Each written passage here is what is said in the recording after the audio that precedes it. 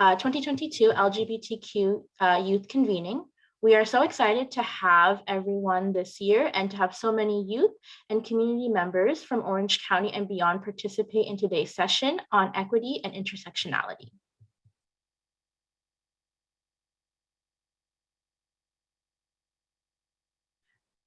And I would like to pass it on to Dan for her introductions as well. Thank you, Leanne. Hello, everyone. My name is Dan. My pronouns are she, her, hers. I'm a youth member at the Elevate program at the LGBTQ Plus Center of Orange County.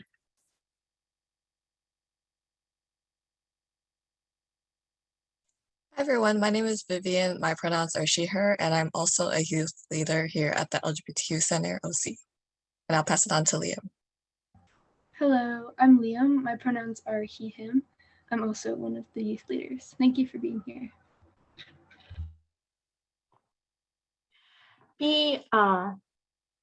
Now for introductions. Before we get started with everyone's introductions, please visit our online conference program for more information located on our conference page. The program contains additional information such as conference workshop details, information on presenters, upcoming events, and local and national resources.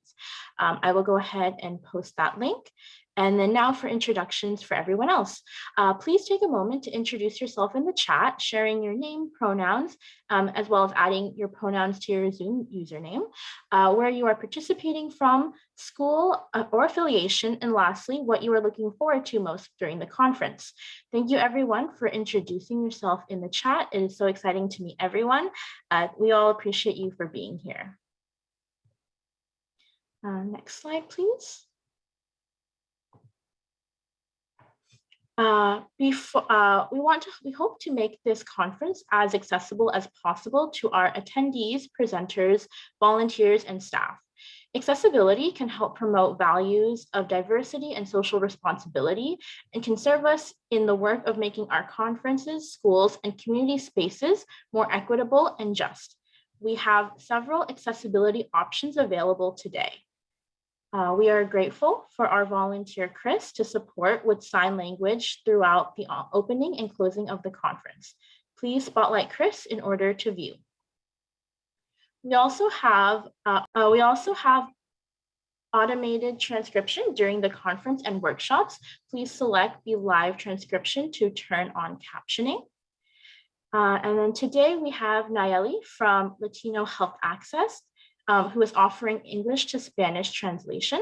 Please select the interpretation button below on your Zoom settings to turn on this feature. And then next slide, please. As I mentioned earlier, we are part of Youth Empowered to Act, a youth leadership group from the LGBTQ Center of Orange County. The LGBTQ Center OC's mission is to advocate on behalf of the Orange County lesbian, gay, bisexual, transgender, queer, and questioning community and provide services that ensure its well-being and positive identity. Some of the programs and services we offer are youth programs such as Youth Empowered to Act, community programs and events, mental health and emotional well-being, trans health and wellness, HIV prevention and awareness, immigration services, advocacy and education, and volunteering opportunities. And now we would like to move on to our land acknowledgement. Next slide, please. We want to take a moment to do a land and labor acknowledgement. We want to recognize that the land we are on is Native land. We acknowledge this as a way to express gratitude and appreciation to those whose territory we reside on, and as a way of honoring the Indigenous people who have been living and working on the land from time immemorial. We also acknowledge the ways in which labor has been forced upon people of African descent for more than 400 years. It is important to understand the long-standing history that has brought you to reside on this land, and we encourage you to seek understanding of your place within that history. We celebrate the resilience and strength demonstrated by Indigenous people and descendants of Africa. We carry our ancestors in us and are continuously called to be better as we move forward. Most of Orange County is located on the shared territory of the Ahashimen and Tongva Native tribes, as well as the Kizh, Kumeyaay, Chumash, and Payam-ku-Wicham Native tribes. If you would like to see which native land you reside on, please click on the link in the chat and enter your city. And I will go ahead and add that right now.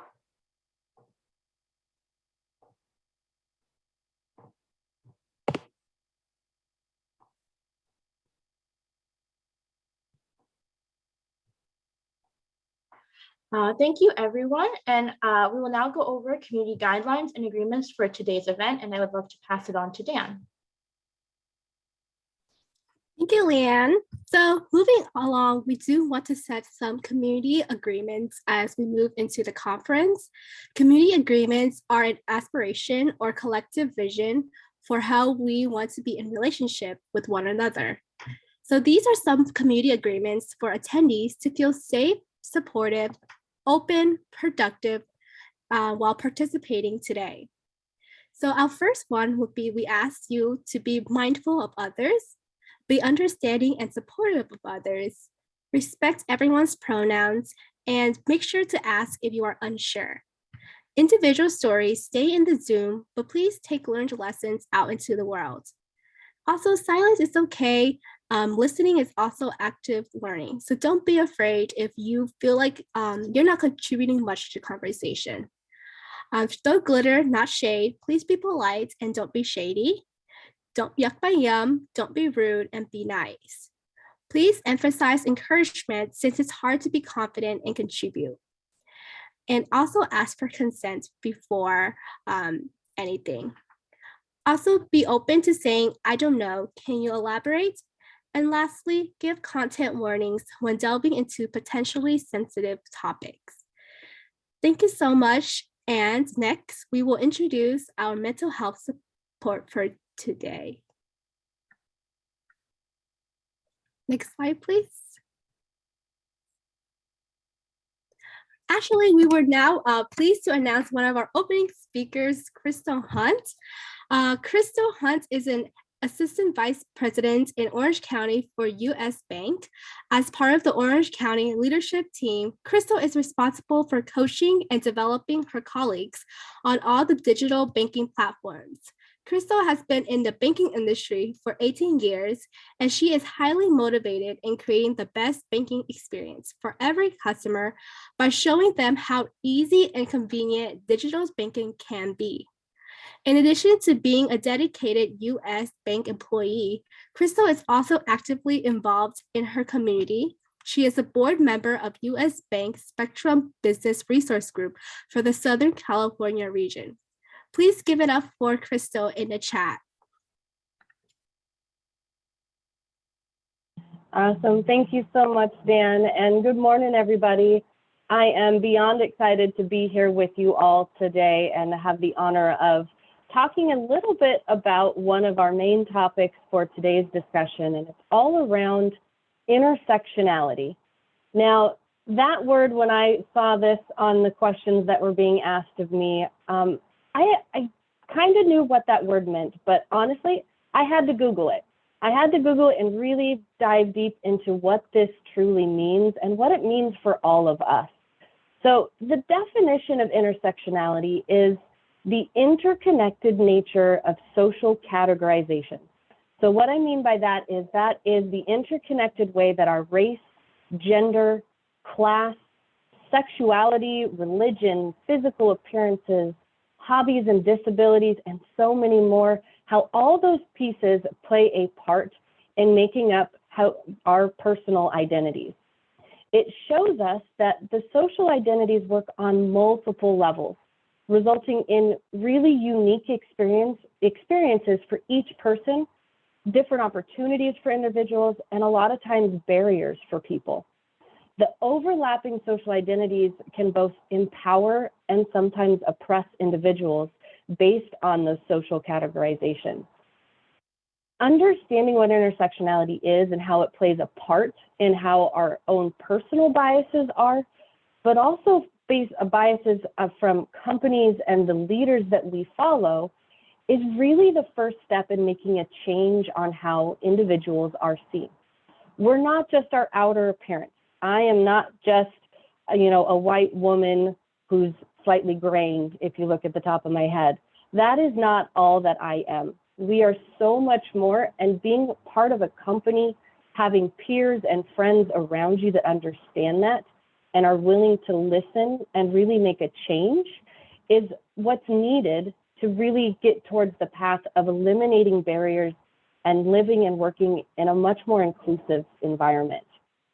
So that's the definition of intersectionality. But if I was really to relate this to myself, I would say, my overlapping identities are, I am white. I come from an Irish and German descent with a few other things sprinkled in there. I am a female and I identify as a female. I am a lesbian and am in a loving relationship. I am from a middle-class family. I am non-religious. I'm also a huge lover of all animals. I have 2 locked up in the bedroom at the moment. I am a Marvel comic nerd, a fantasy book enthusiast, and a cat mom. Those are just a few of my social identities that make up me as a whole. There are so many other layers than that, though, when you start to break down and really think about what makes you who you are. So I would say, for a lot of you, you may have some of the same social identities as I do. You may be a female or you may identify as a female. You may have some Irish or German blood running through your veins like I do. You may have an absolute love for Marvel comics like I do. But each and every one of us are made up of so many different parts that truly understanding how those play into our interactions every day, how we interact with our friends, our family, for me in a company, how I interact with my peers and my leaders, all plays a part in really understanding and making sure that we are getting rid of those biases based on just one identity. I am not just what you see on the outside. I am so much more at my core. And I would say to each and every one of you here on this call with us today is to take a look at what makes you unique. What are your social identities that you possess? And know, of course, that every bit that makes you you is absolutely beautiful and has a place in this world. But it's up to us to ensure that this word intersectionality is understood and that we are helping others understand that I am not just what you see. There are so many other parts of me that are beautiful and should be celebrated. So thank you so much again to everybody who is on this call here with us today. Really excited for these breakouts here in a little bit. So thank you again. And I believe, Dan, I'm passing it back to you. Thank you so much, Crystal, for always encouraging our youth to use their voice and for sharing all that such lovely advice. Now, we are always thankful for you and your support. Now we will move on to introduce one of our keynote speaker, Congresswoman Katie Porter, who represents the 45th Congressional District in Orange County, California. She is the first Democrat to be elected to represent the district, which covers much of South Central Orange County, including Irvine, Tustin, and Lake Forest, along with large portions of Anaheim and Laguna Niguel. Please give it up for Katie Porter in the chat.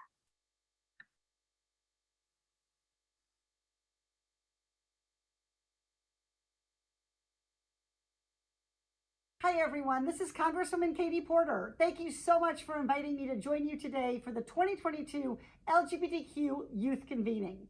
Whether you're a member of the LGBTQ plus community or you're an ally, each person on this call plays an important part in the fight for equality. You're here because you believe in one big thing, that every American, no matter who they love, where they are, or how they identify, should be able to live their life free from discrimination and hate. We are seeing states across the nation revoking liberties for gay, lesbian, and bisexual Americans while criminalizing healthcare, gender-affirming healthcare for trans youth. This is absolutely unacceptable, and I'm working with my colleagues in Congress to stop this assault on LGBTQ+ rights. But we also need to empower leaders at the local level who will join our fight for equality. So let's talk about how you can join the fight. First, vote. Being an informed and active voter is the best way to honor those who have fought for equality and opportunity for all Americans, including the LGBTQ+ community. State and local elections matter, primary elections matter, the midterm elections matter. These are key opportunities to make your voices heard. While you do have to be 18 years old on election day to cast a ballot, if you're 16 or 17 years old now, you can pre-register to vote. Makes it even easier to cast your ballot once you turn 18. Of course, not everyone can vote, but everyone can do their part to be involved. What you're doing here today, learning, organizing, and planning, it is exactly what our nation needs. The LGBTQ Center of Orange County does a fantastic job facilitating these conversations and opportunities, and we need more people taking part in them. Finally, contact your elected leaders. Make calls, write letters, send emails, request meetings. Do whatever you can to connect with your officials. Our office gets hundreds of messages from Orange County families every week, and they help us understand what is happening in our community. Please keep up your great work advocating for equality and educating folks here in Orange County. You asked me some excellent questions about my top priorities about mental health and other topics, so I want to make sure I take a moment to answer those. First question. How do I feel about the importance of mental health and access to mental health services, particularly for LGBTQ+ youth? I feel strongly. That's how I feel about it. I'm a member of the Bipartisan Mental Health Caucus. I think it is so important to expand access and reduce costs for mental health care for all Americans, but especially for our LGBTQ+ youth. The Trevor Project found that nearly half of LGBTQ+ youth seriously considered taking their own lives in the past year. The statistic is alarming, but we can do something about it. Mental health care is essential to the well-being of so many Americans, yet for too many, the treatment is costly and out of reach. We have to lower the rising cost of mental health services and treat mental health as healthcare. Treat it equally to other types of healthcare services. I'm working right now on legislation to make sure insurance companies follow the law and provide mental health care to our communities. That is especially going to be important to our LGBTQ+ youth who are at higher risk of needing mental health care and often struggle more to get it. Second question, do you feel as though there's a gap in mental health services for the Black, Indigenous, people of color, and LGBTQ+ community? Absolutely. We know that there is a demonstrated need for mental health support and care for the LGBTQ+ community and communities of color, but they have the hardest time in many instances affording and safely getting care. That's why, with the number of LGBTQ+ individuals increasing, our government needs to be familiar with the needs of all Americans, including those who are members of minority groups. Accurate, reliable data is critical to protecting various communities from discrimination, but our government is failing to gather those data. These data can help providers identify and close health inequities in the LGBTQ+ community, including with regard to mental health care. It can help better support for LGBTQ+ kids who experience mental health problems, as we know, at far higher rates than others. I led over 50 of my colleagues in a letter urging the administration to improve its data collection across all aspects of government. That means disentangling sex from gender, expanding response options for sexual orientation, and collecting information on people with intersex status. Third question, what have you done to reduce the jailing of people with mental illness?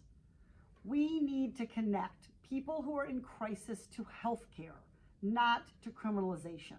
Mental illness is not a crime. We have to stop treating it like it is one.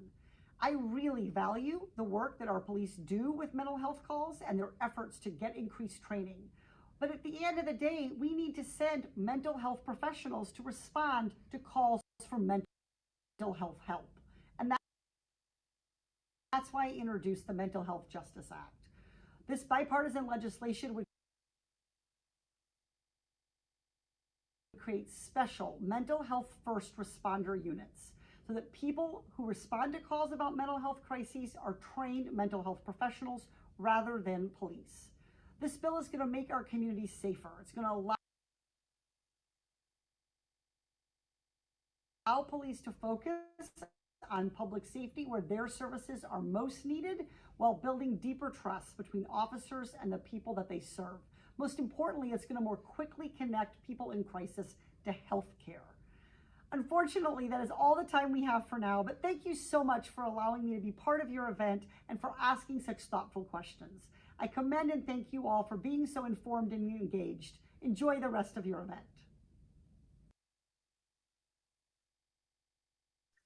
All right, thank you so much, Crystal Hunt and Congresswoman Katie Porter. That was so great. We are always grateful for your time and your support to be with us this morning. Can we please give it up for Carl and Congresswoman Porter in the chat? Congresswoman Katie Porter, thank you so much for inviting me to join you today. Thank you so much. All right, so now we would like to take the time to thank everyone as well as for being here today.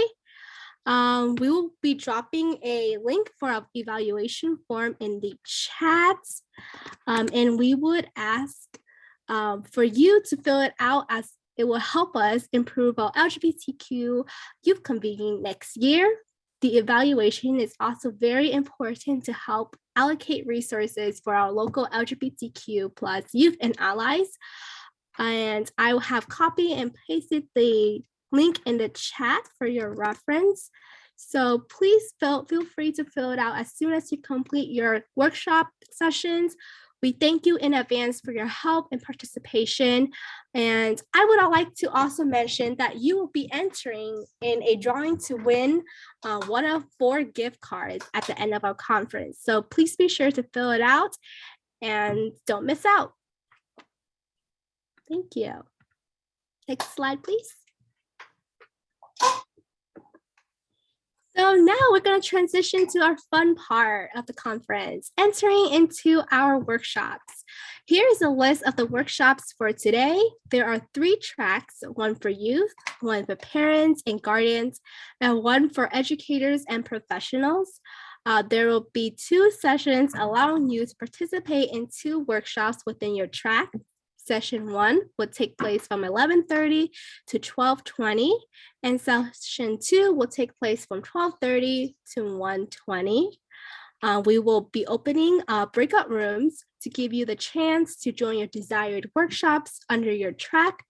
After the first session is over, you will exit your breakout room to come back to the main room, where we will have a short intermission before transitioning into session 2. So if you have any questions, please feel free to drop them in the chat. If not, feel free to join the breakout rooms, and we hope you have a wonderful time with the sessions.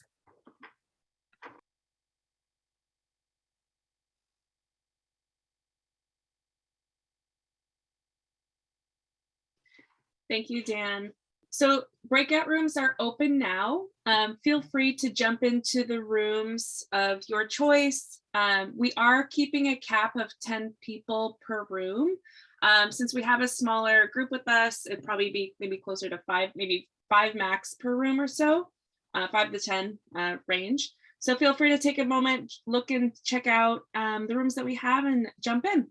And then feel free to reach out to us in the chat if you have any questions. Thank you. Hi, I'm with Waymakers, and I just wanted to clarify, because we can only see the host on the breakout rooms and we can only see the name of the session on this. So Waymakers is hosting the Beyond the Birds and the Bees session. Okay, perfect. I'll move you into that room right now. Let's see. Can you share your name again?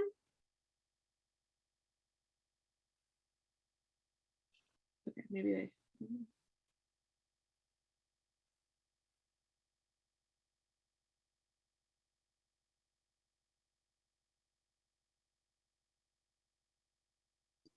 Okay, perfect.